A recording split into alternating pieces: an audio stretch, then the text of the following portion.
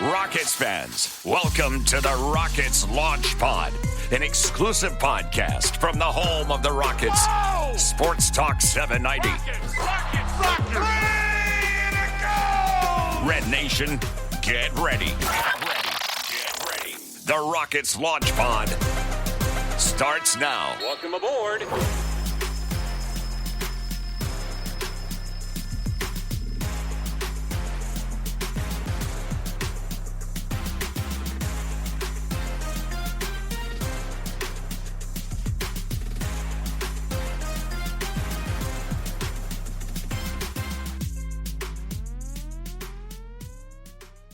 Welcome in to another new episode of the Rockets Launch Pod presented by Clutch Fans. I'm Ben DuBose. He's Paulo Alves. It's Tuesday, the 5th of May. Happy Cinco de Mayo, by the way. But let's just jump right into the discussion because there's a lot to talk about and there have definitely been some new developments since we last spoke a week or so ago. Most notably, of course, the 2025-26 Houston Rockets season is officially over. They did not make history as the first NBA team to overcome a 3-0 deficit in a playoff series. They did show some fight and claw back to within 3-2, but then they got blown out in Game 6 at home last Friday. And side note, Paulo, it's getting so depressing to see how many bad losses that this team has suffered in high-leverage games at Toyota Center. Because if you toss aside 2020, in which, every NBA team was away from home because of the NBA bubble experience, each of the last 5 Rockets playoff runs, 2017, 2018, 2019, 2025, and now 2026, all of them have ended in a Game 6 or Game 7 loss at home. So that's not just losing at home, that's losing in a high-leverage game very late in the series where, at least on paper, you weren't that far from winning and advancing to the next round. And obviously in 2018, literally advancing to the NBA Finals, where even without Chris Paul, you would have been a massive favorite to win your first NBA title in more than 20 years. So you're saying they need to get a new arena or go back to was it the Summit it was called back when they were? Yes. Reclaim what is now Lakewood Church and go back to the Summit. It's a church now? Oh no. Yeah, it is. It's a mega church. Wow, it's just depressing because to be in the building and Friday, the opportunity to make history, the first 5 minutes, that crowd was great. They were in their seats. The late start helped, but every bucket, that arena felt like it was going to pop.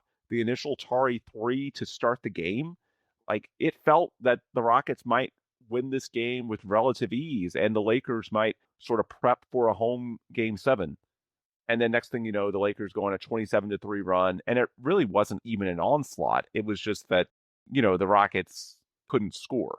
And that's an all too familiar theme, especially without Kevin Durant, that I'm sure we'll get into momentarily. So that was late Friday. And then yesterday, Monday, the 4th of May, we heard from Rafael Stone, GM of the Rockets, and Ime Udoka, head coach, at their standard end-of-year media availability. And for reasons we've discussed in our previous pods, it wasn't really the time, at least in our opinion, for Tillman Fertitta to let either of those guys go. But I do think there was clearly a sense of urgency with Rafael Stone opening his comments by calling out this season as frustrating and disappointing. And so later on in today's show, we'll dive into those comments a bit more and try to parse through what you should and shouldn't take out of that end-of-season press conference, the exit interviews, if you will, with Rafael Stone and Ime Udoka. But I want to start with that unfortunate Game 6. Lakers won 98-78. LeBron had another strong game, especially for a 41-year-old. At some point, you can't do anything but tip your hat. And just put a bow on the season that was, at least from an on-court basketball perspective, because we're going to have plenty of time later in this pod and certainly in future pods to go through rumors, potential transactions, and what might happen off the court in the weeks and months ahead.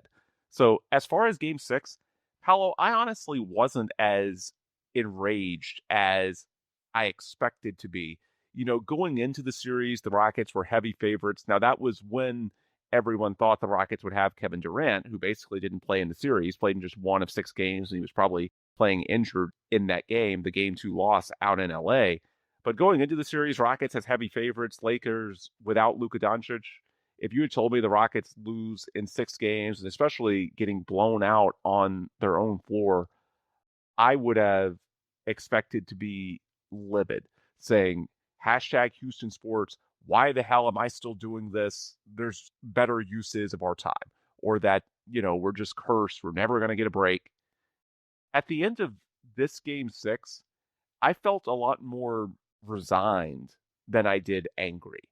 And that's not to say that I'm okay with the way they lost. No, it's very disappointing, but it's disappointing in understandable ways. Like, in a way, it felt like we're right back to square one with that game 7 loss to the Warriors a year ago. And I know it doesn't stand out. Like, this one was especially brutal because the 27-3 run. So I think the Rockets had just 15 points between about midway through the first quarter and halftime when they went in at 31. So about, I think 18 game minutes, they scored 15 points. They had 31 points in the first half of an elimination playoff game. They had 58 points with under 8 minutes to go in the fourth quarter. So just getting to 78 took running up the score a little bit in garbage time. Shout out J.D. Davison. And yet, it honestly wasn't, and this is the crazy thing, that much worse than last year, especially when you account for personnel. That game 7 loss to the Warriors, the Rockets had 74 points with 2 minutes left in the game. And that was with Fred VanVleet, with Dylan Brooks, with Steven Adams, with Jalen Green. That was with 4 quality veteran players that you didn't have this year, and yet you still had just 74 points with 2 minutes to play. And that was with Ime Thompson having an uncharacteristically strong game as a scorer. He was finishing shots on his drives against the Warriors in Game 7 in a way that he wasn't against the Lakers in Game 6. So even with additional roster reinforcements, even with Ime popping off a little bit more, they still could not score enough in half-court situations, anywhere near enough. Like, when you're scoring that little in today's NBA, you just don't deserve to win. It's this simple. And it comes down to the fit of the young core. Like, would it have been different if Kevin Durant's out there? Maybe, but he's going to be 38 next season. At some point, Kevin Durant cannot be the long-term savior if you want this 10-year run of contention that the Rockets have said over and over that they want. And even Fred and Steven, as good as they are first and foremost possession battle guys. Fred is historically great at limiting turnovers. Steven is historically great at offensive rebounds. The idea there is to just get so many more possessions than the other team or so many more scoring opportunities that eventually you're bound to make a few. At some point in high leverage games, the deeper you go in the playoffs, the more teams are going to lock in, the more you're actually going to have to go out there and execute yourself in the half court. This team wasn't able to do it a year ago, and they're still not able to do it today. And that's what makes you wonder about the fit of these young guys. Well, first off, are they good enough overall? Is the talent enough to win at a high level? And then if it is, to your question that you posed on Twitter, Paulo, can you win in today's NBA with 2 non-spacers in Alperen Sengun and Ime Thompson, your 2 best players when Kevin Durant isn't out there, who both can't shoot? Most NBA teams playing in the playoffs don't have 2 non-shooters in their high leverage lineup. The Rockets do. That makes offense really hard. You could also question the coaching of Ime Udoka, but as we talked about last week, at some point, I would prefer to try some other things with the roster before we leap to that conclusion. I don't know that any coach can make it work at a high level with the limitations of what the Rockets put on the floor on Friday night in Game 6. And so that's not to give them an excuse. Like, the players need to be better. I think Rafael Stone needs to be more decisive and clinical and, putting a roster together that truly fits and is either, more about winning or more about development. I think trying to blend the two timelines approach is really hard, and it's led to a little bit of tension and this mishmash approach that reared its ugly head in key moments this year.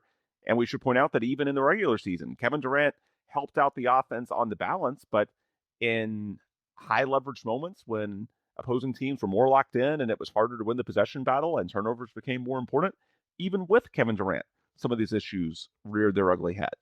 So besides his age and, relying on Kevin Durant not being a long-term formula, even when you had him I don't think that he was the clear answer, at least not by himself. And with Fred and Steven, I think they're more training wheels than the long-term solution.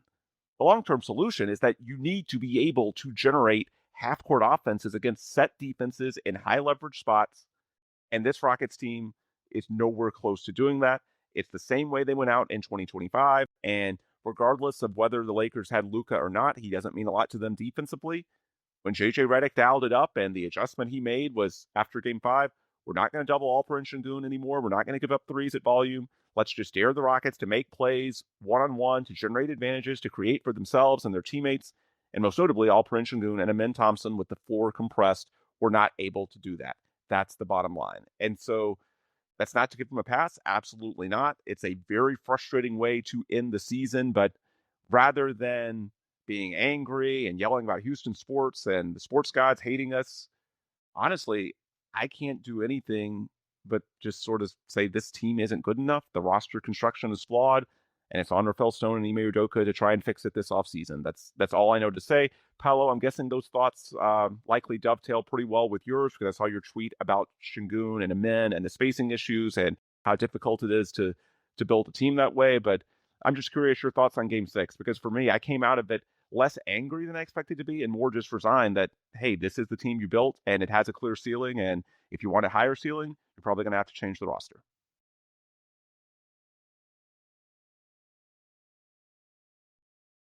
Yeah, I was mostly a bit angry because the game started at 2:30 a.m. and I stayed up for it. Although it was a Friday night, still kind of ruins your Saturday when you're on like 4 hours of sleep or something like that.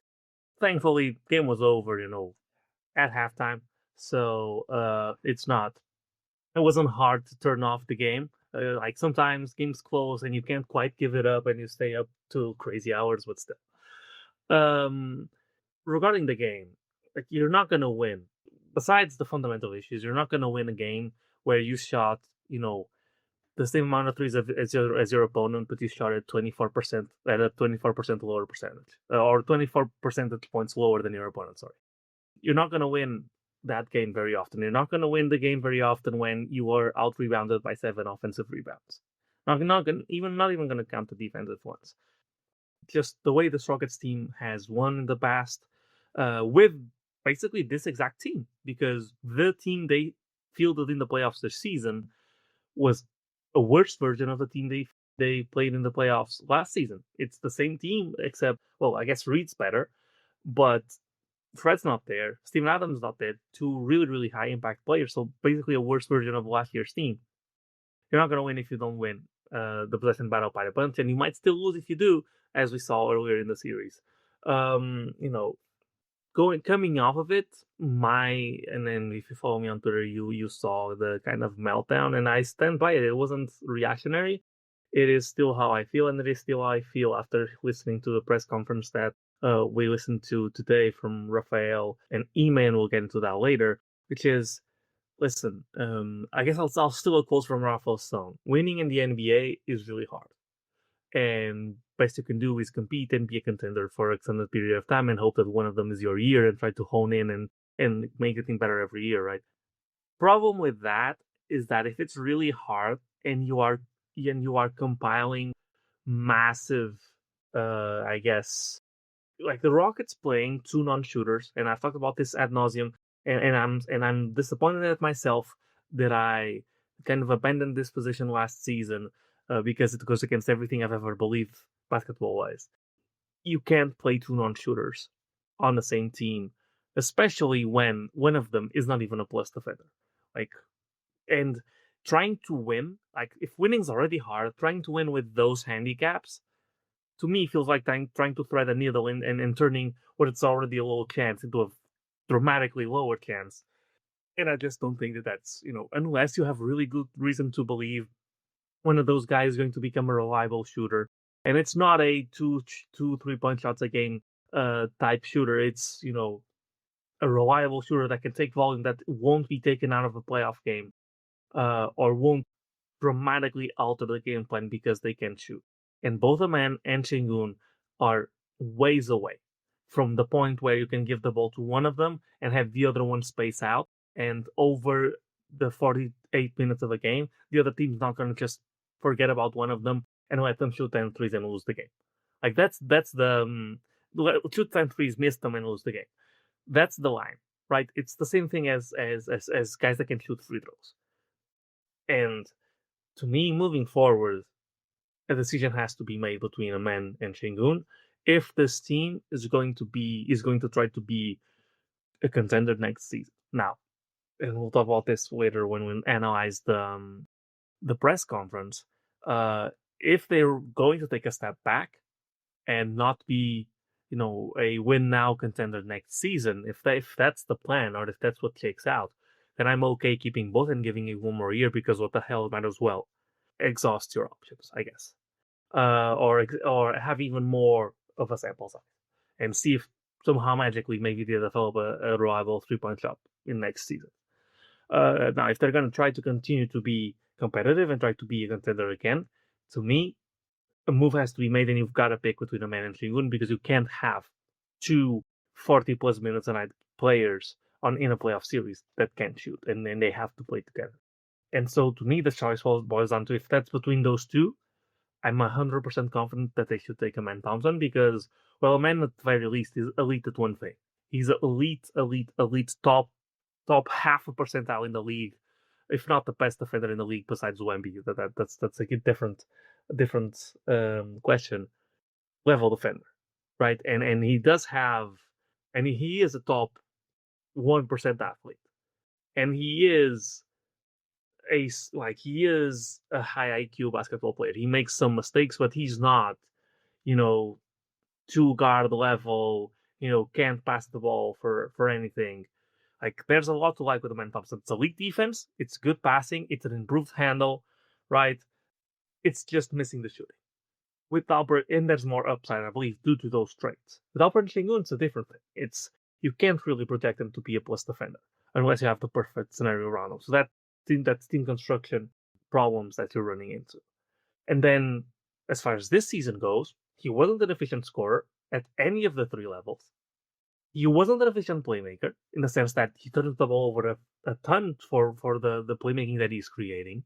I guess if you were to say what he's good at drawing attention. I guess he's someone who draws double teams on a consistent basis. That being said, what we just saw in the last playoff series, the way the Rockets lost that game was they put DeAndre Ayton on him one-on-one, and he couldn't make anything happen, right? DeAndre Ayton, who's not even a plus defender, if you ask anybody, he's actually that's been his downfall as a prospect. Shut him down one-on-one. He couldn't win the game when he had Ayton on him one-on-one. And so at that point, what is he bringing, right? Not a plus defender. At this moment in time, not a plus playmaker in efficiency-wise, right? Turnover to assist to turnover ratio. He's not a good 3-point shooter. He's not a good mid-range shooter. And he can't score on DeAndre Ayton. What's he bringing to the table at that point, right? And yes, it was one game, but throughout the playoffs, it didn't feel like he was cooking Ayton whenever he was matched up onto him. And so at that point, like, the choice is very clear.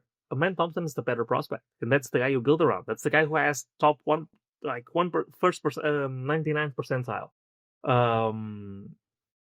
Athleticism or defense or traits that can scale up, that you can see a superstar eventually being there. And doesn't have, he has some team building construction issues, right? Because he can't shoot at this moment, but there's so much else there to like and to build around. And so, to me, if they're going to try to be good next season, I don't see a way in which Alperen Sengun and Ime Thompson are still on the team and they are a true contender. Because the intent is not to be a team that makes it past the second round. Like, if they run back this roster next season and the result is a second round exit, to me, that's a failure. It's an improvement on this season, but but that's because this season was so disastrous. That was like, you are supposed to be further ahead in the timeline at that point. And so a second round exit next season by running it back, by being able to beat a first round opponent, but then losing to the true elite of the league, to me, that's not a positive result. To me, it's proving me what I already knew this year. Because they're not, like, beating the Lakers isn't the end goal, and they couldn't even do that. They are as far away as first beating the Lakers and then being competitive against a team like the Thunder or the Spurs. And then there's the other step, which is, there's getting to the second round. Let's equivalent that to a 4-0 sweep in the second round. Then there's getting competitive 6 or 7 game series. That's another level. That's not hard to reach because those teams are so much better than the Lakers were. And then there's actually beating those teams and getting to the conference finals and facing the other one and being able to beat both of them. And I'm not even going to talk about the finals because I don't think the East is that competitive. I think likely the winner of the West is going to win the title. But that's where you want to go. And you're really, really far away from it. This team is not a couple of tweaks from being that level of team. And so, just to conclude, I don't think it's a, rub it, squeak by in a certain aspect, or Sengun becomes a passable shooter, and all of a sudden this team makes that huge jump. I don't think that's how they get to being a true contender. And to me, if you are a team on the level of the Spurs and the OKC, even if you don't win a title, you've reached your goal as a rebuild. If you top out at, let's think historically, Utah Jazz when the Rockets were really good, or the Portland Trailblazers when the Rockets were good. If you top out at those types of teams, that's nice second round exit, sometimes the first round exit. Never really someone who is thought of as having a real shot at winning the title. If that's what you top out at, then to me that's not a successful rebuild, and that's not what everybody is striving to do. And so that's why, to me, drastic change has to be made if the intent is to continue this upward trajectory towards being a true contender. And to me, what's left of that path doesn't allow for what you have to give up by having those two guys together, because I don't see a team with those two guys making the big jump needed to get to that level of a team. That's why, because the goal to me is not, can they be a passable second round team? No, the bar to me is, can they be a Western Conference Finals team on a legit run while having those two guys? And that's so far away that I don't think that is possible. I think it's possible they get to the second round, but that's not the goal. And I think they have a hard ceiling at the second round while they keep those two. Yeah. And I'll add that, of course, if one or both of those guys develops a consistent perimeter shot, then everything changes. But come on, that goes without saying. Of course, if a player who can't shoot suddenly becomes like 35% from three-point range and, starts getting respected to the three-point line and beyond, and you can space the floor, that changes everything. But you take that as a bonus. You don't take that as the expectation. After 3 years with Ime Thompson and data prior to the NBA, after 5 NBA years with Alperen Sengun, like at some point you are who your stats say you are. And maybe that can change. There are late career outliers in a few areas, but you take that as a pleasant surprise if and when it happens. You don't assume that Alperen Sengun is going to suddenly go on the Brook Lopez trajectory in his late 20s. It would be nice, but for planning purposes, you can't bank on that, especially when he should have market value at 23 years old, a 2-time All-Star. And part of the reason why we're talking about trading him is because he's one of the only guys that can actually bring in the type of value that could transform the team. You look at the young core, and Jabari Smith and Tari Eason, good role players, but probably limited in value at this point in terms of, certainly they'd be desirable, but I don't think it's going to bring in a franchise-changing talent, and both of those guys are sort of plug and play anyway. Sengun's sort of at the nexus of being a guy that you both could trade and a guy who could also bring in significant value to the organization. And, the fifth young core guy is Reed Sheppard, but I think, number one, the Rockets are going to show more grace with him. He did have a very underwhelming series. His true shooting was just above 40%. And he was 1 of 10 from 3 in that ugly Game 6. So let's not act like it was a good showing at all. It was not, but he's 21 years old. It was basically his first NBA season as a consistent rotation player, and he's thrust into a starting role in the playoffs against a very good defensive tactician in JJ Redick. Yeah, it looked ugly, but there are more reasons to believe that he can get better than there are someone like Sengun that's 5 years in. And also, one of the long-term concerns, we're talking about offense because that's how the Rockets have gone out the last 2 playoffs, but defensively, the big question long-term, can you build a championship-level defense if you're trying to hide not one but two guys in Sengun and Reed. We talked about that plenty this season. Well, if you move Sengun, then it theoretically becomes a little bit easier to hide Reed and his defensive shortcomings in the years ahead. So that's not to put everything on Alperen Sengun, but we're just talking about how you make the puzzle work.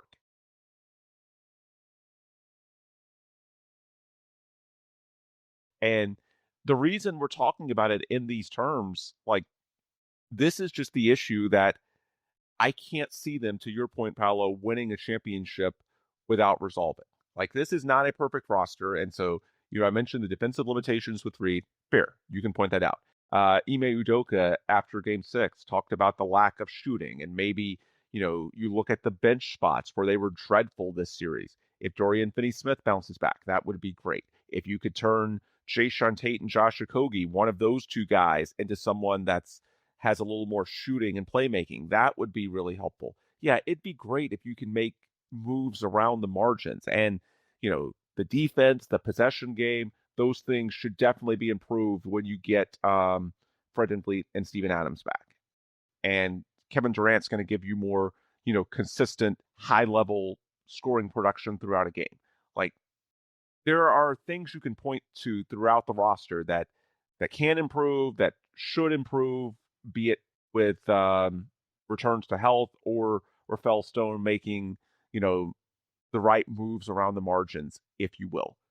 But I just feel like, and we have 2 years of evidence to draw upon, you're going to run back into the same problem when you get to the playoffs and it becomes a little bit less about the possession game and it just comes down to half-court execution. Unless one of those two guys learns to shoot, and that's something you don't plan on, you take as a bonus, you're going to be right back in this same spot. And that's why I'm focused on it, Paulo, is that it's just more existential. Like, the other things, yeah, you can improve them and you can maybe build a team that gets past the Lakers, to your point. But until you resolve this half-court offense crunch, you're going to have a hard ceiling. And that's what, either moving Sengun or moving a men, but for the reasons you laid out, Sengun's more likely to be the guy. If you are trying to win a championship next season, that's probably what you need to do. Now, if you're not trying to win a championship, there are many more possibilities, and we'll get into that in a few minutes. But I think to win a championship, like, that's just the one thing you can't get past, right? Yeah, 100%. And in getting into a little bit of what was talked about in the press conference, right? I was relieved to hear that steps forward towards contention are not all they're open to doing. I believe we talked about this on the pod before, that the right decision might be to take a step back, retool, and come back stronger, for a year or whatever it may be, depending on what's out there. But that the block for that might have been that ownership wouldn't be willing to take a step back, to take 2 steps forward, because of what they already sacrificed by allowing the team to tank for the years that the team did tank. And the new lottery odds also would help a move like that, because the Rockets would never bottom out with the team they currently have, right? So a retool year bodes itself well for the new lottery odds, where you're rewarded for being just not good enough for the playoffs. And I'm not even sure if a retool year would place us out of the playoffs, depending on on the moves that would be made. But yes, to your point, if the goal is to eventually win a championship and we're building steadily towards that without taking a step backward, I think that that's too much of a fundamental, as you said, a fundamental issue that they're not going to be able to solve unless a massive outlier happens. And at that point, do you really want... Like, people are pissed that the Rockets basically lost a year this year. Basically useless year. There was, there was some progression, and we'll talk about that. But for the most part, a stagnant year. When they clearly wanted to be better. Well, worse than that is going for 4 or 5 years, and then in 4 or 5 years you realize, well, yeah, this was never going to work because there's this fundamental issue that we could just never fix, and we were kind of hoping that one of them would learn how to shoot at volume, but none of them did, and so we made the wrong bet. This is my personal opinion, right? I'm pro cut bait. This is not going to work like this. Let's stop trying to reinvent the wheel. The NBA, the modern NBA is what the modern NBA is, and it's really, really hard to make a team work, especially when you look at the top teams in the West. OKC can both shoot really well and has positive defenders across the court. Right? There's not a single bad defender on OKC, and there's a lot of really good defenders like Chet. And at the same time, protection. And rim protection, right? And at the same time, they're shooting everywhere. So that's what you're trying to beat. You can't put yourself at that big of a disadvantage from the get-go. And then the other team that you will face to get into the Western Conference Finals, and I believe the Spurs will continue to be that team for the foreseeable future, literally has what I believe will be the goal when it's all said and done, and what I believe right now might be one of the greatest impact players of all time, in the sense that he impacts every possession, both on offense and on defense. And he's currently on a 60-plus win juggernaut while missing games this season, significant amount of games, and having a frankly lackluster team around him. Like, the Spurs have Wemby, they have some nice pieces, and a lot of really young pieces, right? Harper's going to be a lot better going forward. This was his rookie season. Stephon Castle is likely going to be better moving forward, though I'm not too high on him. He's a second-year player. De'Aaron Fox, I don't believe is worth his contract right now. And besides that, they have some okay role players. They have Harrison Barnes, okay role player. No, they have Champagny, okay role player. Keldon Johnson and Devin Vassell. Devin Vassell was admittedly by the Spurs a defensive liability earlier in his career. He's gotten better, but then you have Keldon Johnson, who has his own flaws as a player. So it's not like they have a lot of assets. It's not like they've maximized whatsoever a team built around Wemby, and they're already this good.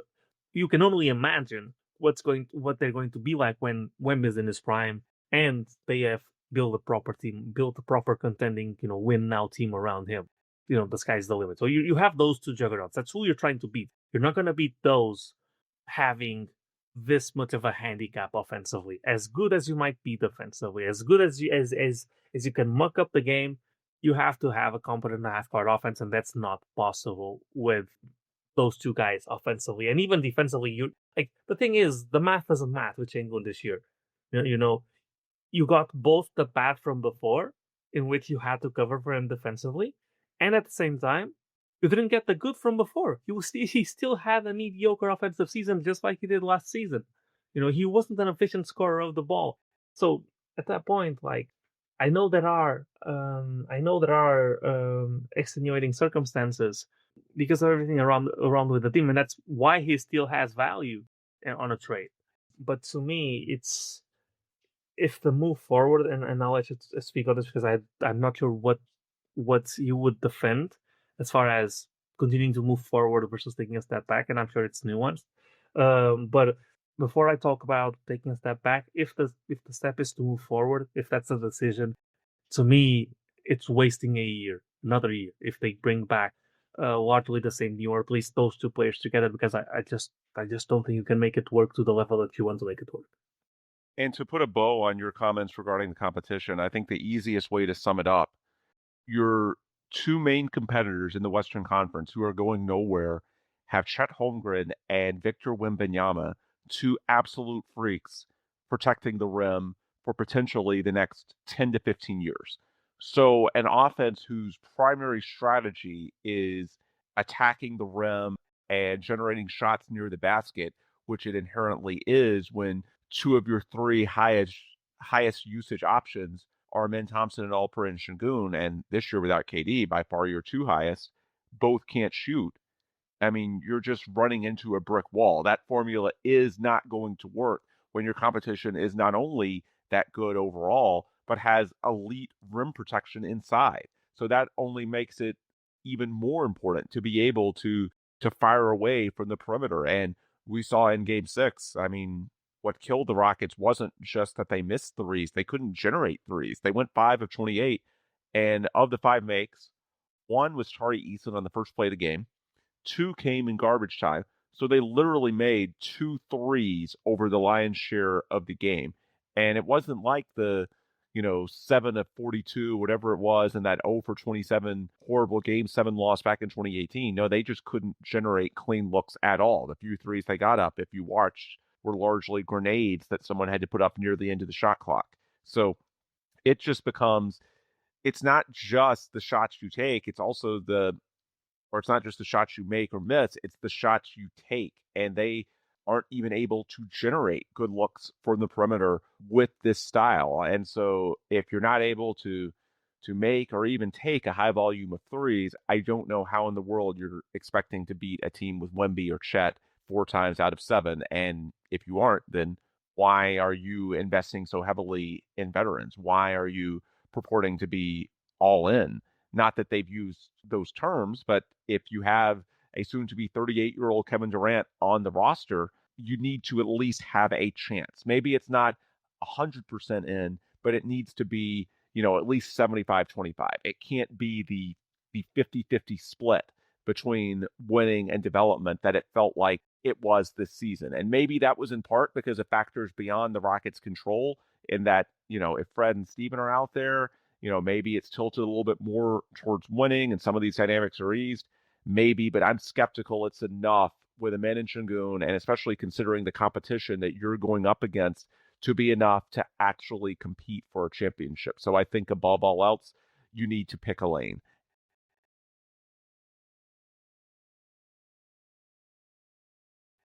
And transitioning to the press conference, one thing I want to start with, please remember 1 year ago, Rafael Stone and Ime Udoka defended Jalen Green relentlessly. There was the awkward exchange with Jackson Gatlin about lineup data. There was the quote about one series does not define a player. And lo and behold, a month later, Jalen Green is sent out as one of the primary pieces in the trade for Kevin Durant. So I can't believe on my social media timelines how much talk I've seen of, well, this proves the Rockets are thinking X, Y, and Z, and here's the players you can lock in. Guys, there are some things that they simply have to say, because in terms of potential trades, you don't control the market. It takes two to tango. So the last thing you want to do is promise trades that you don't have control over whether they materialize. And then if they don't, then you have an unhappy player who knows you don't believe in him. It just doesn't make sense to tip your hand. And also, you'd be showing in that scenario how desperate you are, and other teams will know that your situation is untenable. You have to project some degree of confidence with the status quo. Otherwise, you're just going to get taken advantage of on the market by teams who know you're desperate, or have a really awkward situation when players who know they've been shopped ultimately aren't, and then report back to training camp in late September. So you can't draw any firm conclusions. Just as the Rockets hyped up Jalen Green in the end of season media availability a year ago and then traded him, I don't think the positive words that were said about the young core and the current roster should be taken as gospel this time either. It's simply what you say, and then you have to judge them by their actions in the weeks ahead, not their words at a press conference where it just does not make sense to throw anyone under the bus. So, Paulo, I saw you addressing that on Twitter. Before we get into the specific angles of, the step forward versus step back, I think we're in agreement there, right? That it has to be about actions, not words. And a lot of what was said today is just window dressing that you shouldn't take much out of, right? I think yes, I think what you can do, and even that with a grain of salt, is you can look back on comments about past situations. About the future, you can never basically take anything unless with this management, what we've seen is that they'll say the politically correct thing every single time. And so unless they deviate from that, you've got to assume that they're doing what they've done before, which is say the politically correct thing and try to position themselves in as neutral a fashion as possible, so that in negotiations they can do whatever they want.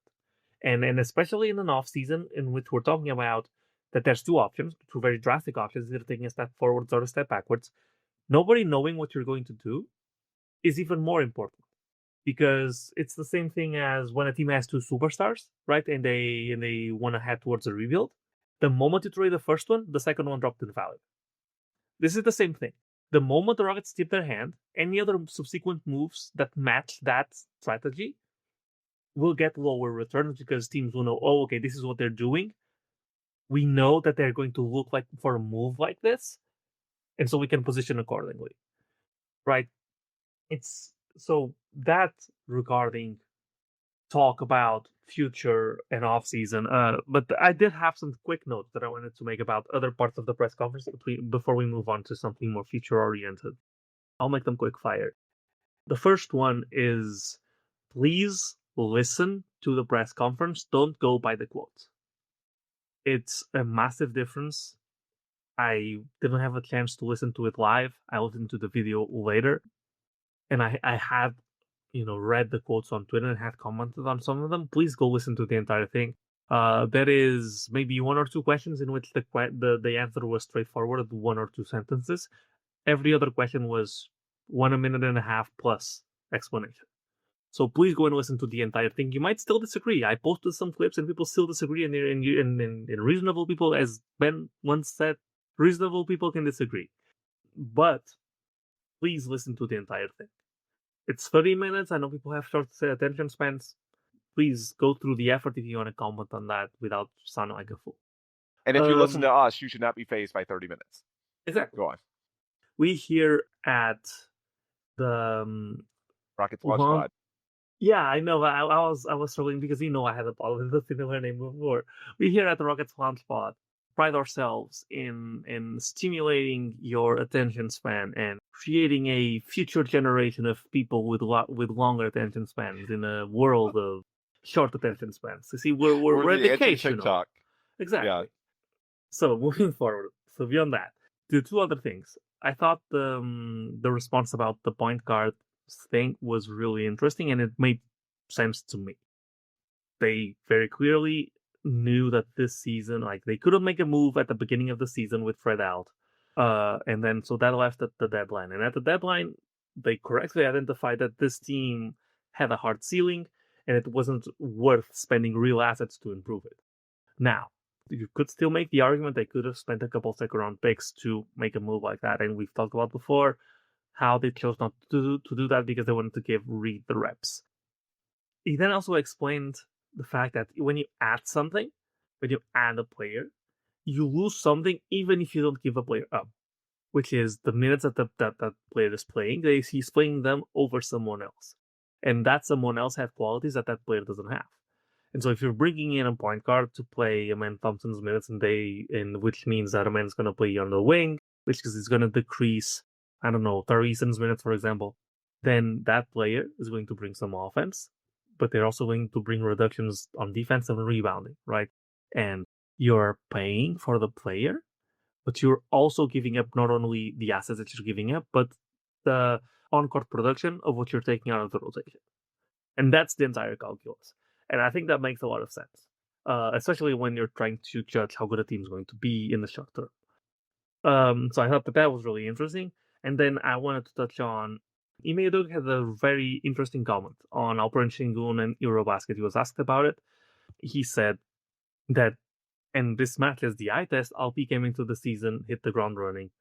And then he mentioned that the same thing happened with Alpi that happened with other players like Manu Ginobili and Tony Parker that he coached when he was with the Spurs as an assistant to Greg Popovich, which was the players that played in Eurobasket at the middle part of the season, kind of the bottom fell out from under them physically, and they needed a little bit of a break. And that seems to very well correlate with the fact that Alpi came back from the injury looking a lot better. Eventually in the playoffs, it was what it was, but it seemed like after that small break, it seemed like he played a lot better. That seems to fit. And I had never considered that something that happened in the summer before would have impact throughout the season. And I thought that was really interesting and shows how we from the outside, there's stuff that's happening and there's stuff that's been taken into account that we could never imagine. I saw not once. Everybody was trying to diagnose why Alpi was playing worse, and I saw not one single soul talk about that angle. So I thought that was really interesting. And the final thing that I wanted to highlight was when Rafael Stone was asked about staying in the luxury tax for next season, he talked about, more likely it's that they still will pay it because that's how the roster is constructed, and that ownership was enabling him to do that. And at the same time, he did leave a bit of space for if we're contending next season, which is the more likely approach. But he didn't close the door to a move backwards where they might dodge the tax, in which I'm assuming he's referring to a move where they sell some win now pieces or they rework the roster a little bit, or strategically, he called it a strategic step back, which is, selling guys for assets, perhaps selling high on some guys, taking a step back, perhaps being middling for a year, and then retooling and moving forward again with a refreshed philosophy. And I thought it was really interesting that even came up, because I think for a lot of people that didn't even register as a possibility. And the fact that not only did it register with him, but that he mentioned it on the press conference, to me says a lot that it's not a foregone conclusion that they're going to move forward, that they're going to try to, pile on and be better right next season. And I'll pass it off to you, Ben, so you can say what you think about, whether that's the right move is going forward, or taking a step back to take 2 steps forward. But I think it's very, very notable and went under the radar for a lot of people that's even mentioned, because for a lot of front offices that wouldn't even be something that should safeguard as a possibility in the press conference.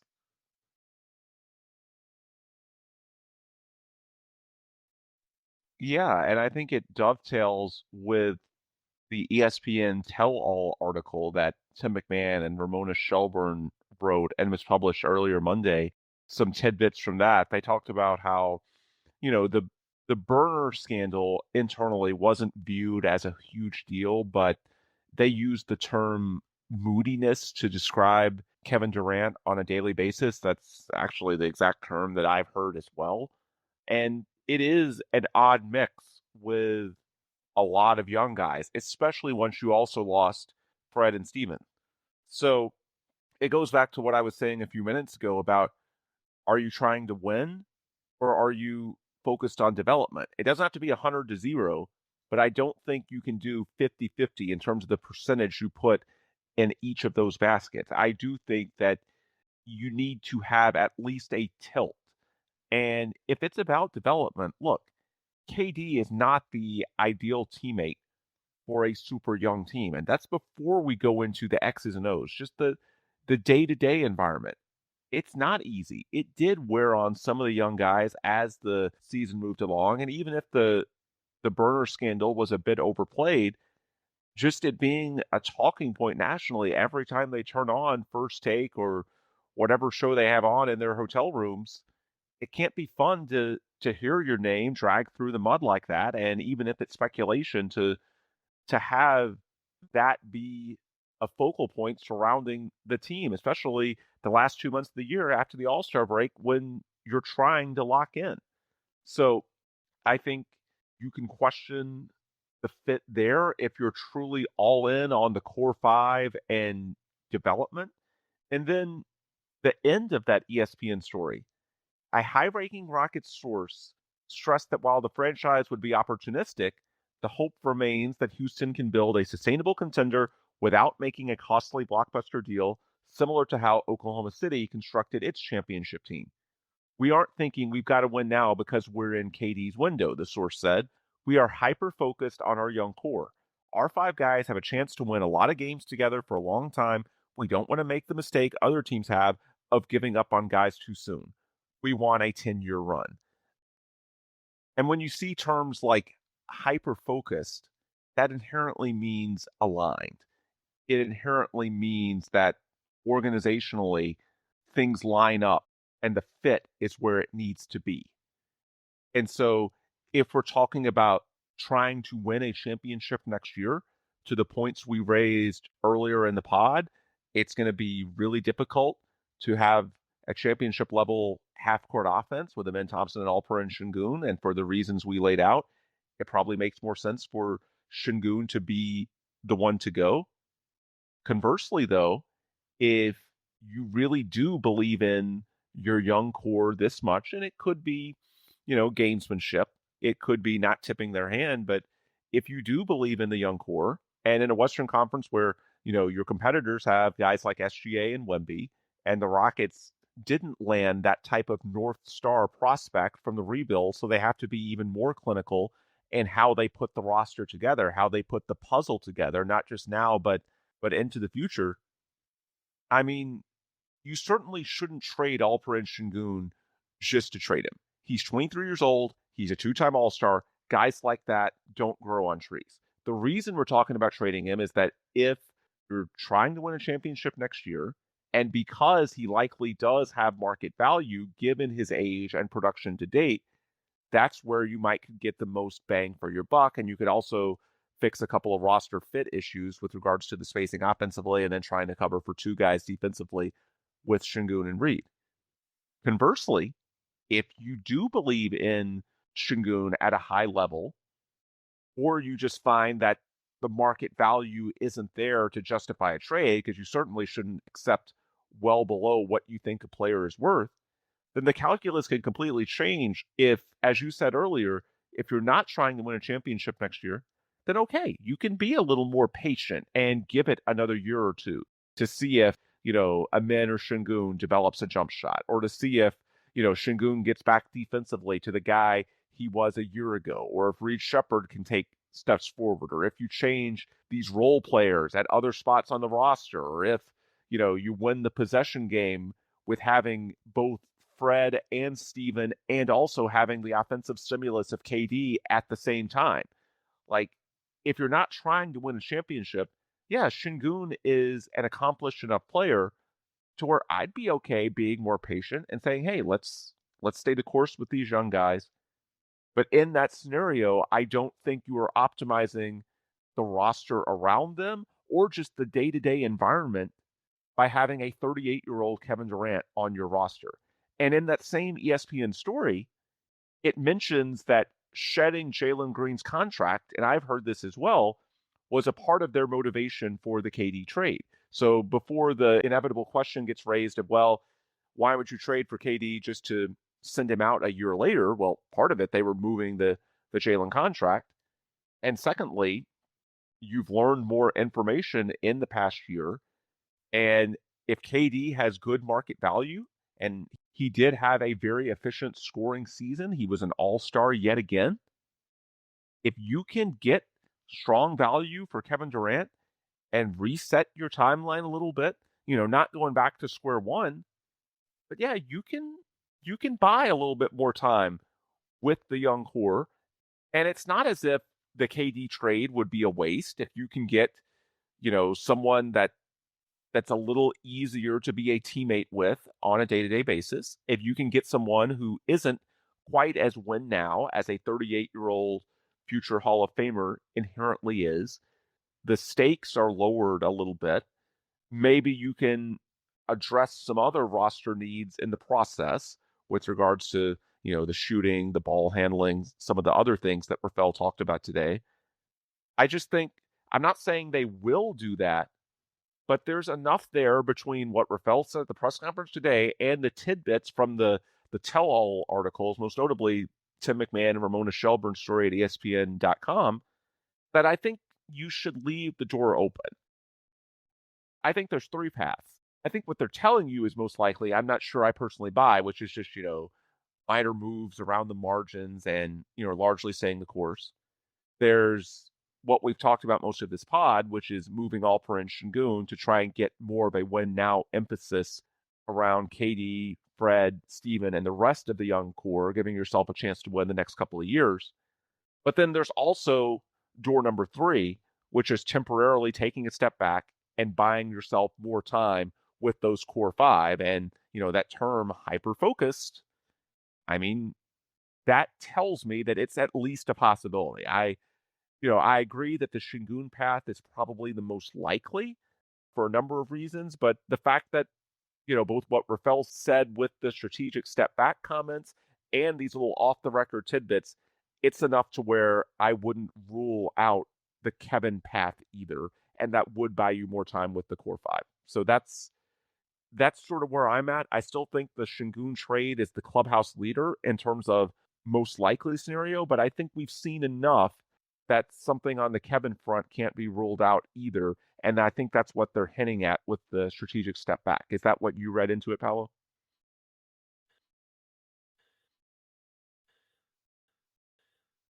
Oh, I'm not sure if I think that Sengun trades the clubhouse leader. Just because to me, Rafael Stone's words a couple of years back, where he said the status quo is always the most likely. To me, that always, holds heavy weight in my. If I were to bet, what I would bet. So I still think most likely is everybody comes back and they run it back. Now, most likely can still be a 25% chance, which is very low, depending on how many scenarios there are.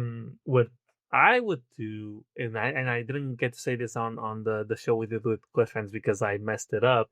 I guess I'll talk about it now. What I would do, ideally, and I won't get in depth into it, what I would do, which is both a step back and the Sengun trade, which is Ooh. I would take a step back. I would get a team in which the parts fit together.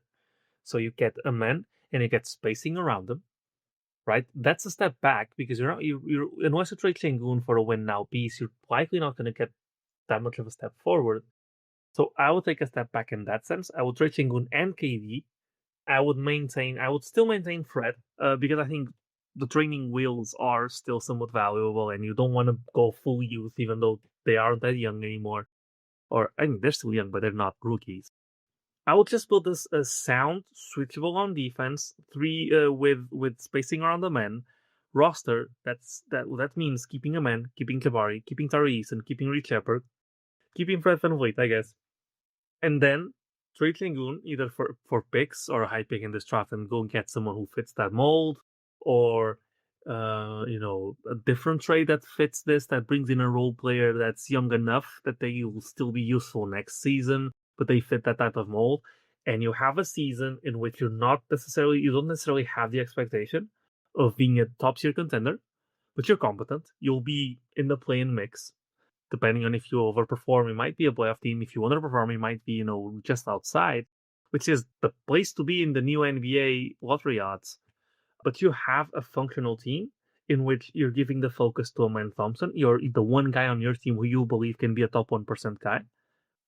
And you give him the reps with an ideal scenario offensively where he's got the spacing, go make stuff happen, bang head first into the responsibilities of doing that. He's had that responsibility this season. It's different to do so in an environment in which you can play to your strengths as a downhill offensive threat, which is what a man is at this moment. So to me, that's a little bit of both, which is you still trade Sengun, both because you don't think long term they fit, and because this might be. I'm not sure if you'll get better value from him if he has another playoff run where he hits the bed. At that point, you might. At that point, the wide consensus around the league might be this guy's Sabonis 2.0, and at that point, you're effed. Like at that point, you're not going to be able to trade him unless the team falls in love with him, like the Kings did, and unless it's the Kings again, I don't know. So you get max value for Sengun or close to it. Maybe max value was last season. You get out of this problem of them not fitting together. You put together a not maxed out, fully invested structure on the man Thompson, right? He's where he gets spacing, where he gets those offensive reps, where the team's going to be good because it's a man Thompson. He's a high impact player. The team's going to be good with him, and Ime Udoka, and you get switchable players. And you use this next year as a load up year for next season, in which you already have the system in place that you're going to run. What you're going to do next off season is you're going to improve upon the pieces that you already have, right? But maintain the same philosophy and structure. So you're picking a path. The path is a man Thompson, switchable defense, space and space, 3-point shooting. A man's the downhill threat, and right, that's the path. And you give it a year to hone in on that path, for the players to get used to the system, for the players to be fully immersed on what the path is, on what the philosophy is. And you'll be an okay team, right? You might be, which is great odds on the lottery nowadays. And then next season, you're loaded up with assets from the Sengun trade, from the KD trade. I don't know if you get a really good deal for Steven Adams, maybe the Steven Adams trade. Although I do love Steven Adams. And then next season, you're primed. you're not necessarily a team that's been through a rebuild for 3 years, and whose players are just completely unprepared for a postseason push. No, these players have been there, so they're ready to hit the ground running. And at the same time, you have all of the assets, and you know if the model works with around them and Thompson, and you know what you can add and the types of players that you can add to make that jump. It's basically the season after this one becomes the first year with Ime Udoka, but on steroids, because you already have the information that you need to build around the players that you have. Right? I think philosophically that makes sense to me, in the sense of it's basically tanking without tanking, because you already have the talent. It's stockpiling assets for 1 year and then pushing forward the year afterwards again, knowing that if this, and this might sound weird, but if this team's going to be any good, then Amen Thompson has to be a superstar. And this is the best way for you to have a superstar Amen Thompson in the shortest amount of time possible. Because you give him all the... And if Amen Thompson is not a superstar, then this team's doomed from the beginning. And you might as well build it, you might as well strip it all down and start again. Because if it's not Amen Thompson, there's nobody else on this team that's going to be a top 10, 15 player in the league. And you can't win without one. So to me, this is, okay, we know what Amen... If we're going to be good, it's because Amen is going to be good. And so let's put our best foot forward towards Amen becoming what we think he can become, which is, first, give him a year on low pressure, although with Amen, it's always going to be our pressure because he's going to want to win, which is perfect. You put the right roster around him to make good on his strengths. And you stockpile assets, so in the year after you've learned now that you need to learn to put a team together around Amen and see if he's capable, then you pull the trigger and you try to be as good as you can be. Because if you pull the trigger right now, why not do this right this season? Because you don't know if Amen's worth that investment yet. And you don't want to go all in with win now pieces, and then it turns out that Amen wasn't ready to be that player, and now you're stuck. And why not fully strip it down and start over right away? Because you're gonna lose the players if you do that, right? Tari, Jabari, Amen, like these guys are not going to go back to being terrible and tanking to come back all the way. I think this is not playing both timelines. This is playing one very specific timeline, which is we believe in Amen and we're going to go all in around them. But the best way to go all in around Amen is to first understand what a team all in on Amen looks like, so that you can spend your money or your picks or your assets when you know exactly what you need around it. And unfortunately, it probably does not include Alperen Sengun for the reasons we laid out. So, yeah, I get exactly where you're coming from, and we'll talk more about it in the next few shows. To be fair, I think this is incredibly unlikely, and I think this is very idealistic, but it is what I would do. And this is not a prediction. This is what I would do if I was in Rafael's position. So I don't want people taking away from this that I think that this is going to happen, or that I think that it is realistic. It's just what I would do in my very own little perfect world. So yeah, just wanted to throw that out there before we close. But to your point, that reference to a strategic step back does show a willingness to think outside the box in a way that I'm not sure most front offices in the NBA, if they were in this particular situation, would be willing to go down or at least explore that road. So even if it's unlikely, just the fact that it's being brought up, to your point, does show that it's worth talking about. It's worth at least having a closing segment on the pod. And it will be our closing segment today because we're already over an hour in. And honestly, the next month or so, I think we're probably going to have a lot more hypothetical discussions, because it really takes, as we saw with the Kevin Durant trade negotiations last year, it takes until, it's a deadline-driven league, and typically the transaction window is around the draft, which is a little earlier this year. I think it's June 22nd, and then obviously June 30th is when free agency negotiations can start. Rockets will have an exclusive negotiating window with Tari Eason as their own free agent, I think, as soon as the finals end, so that's something to watch for as well.